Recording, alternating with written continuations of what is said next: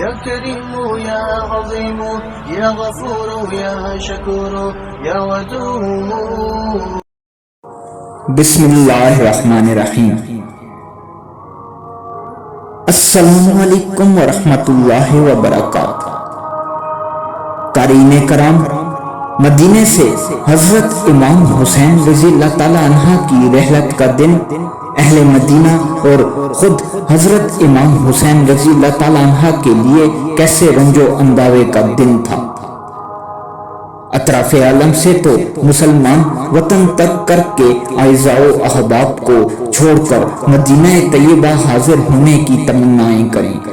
دربار رسالت کی حاضری کا شوق دشوار گزار منزلیں اور بروہ بر کا طویل اور خوفناک سفر اختیار کرنے کے لیے بیقرار بنا دے۔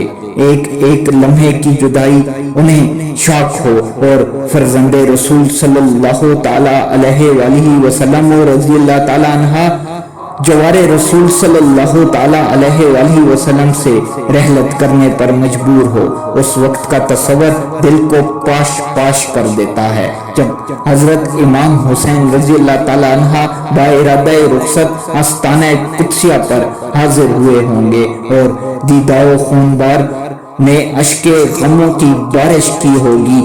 دل درد مند غم مجبوری سے گھائل ہوگا۔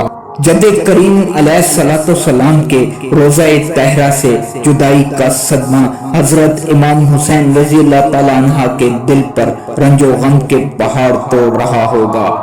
اہل مدینے کی مصیبت کا بھی کیا اندازہ ہو سکتا ہے۔ دیدار حبیب کے فدائی اس فرزند کی زیارت سے اپنے قلب و مجروح کو تسکین دیتے تھے۔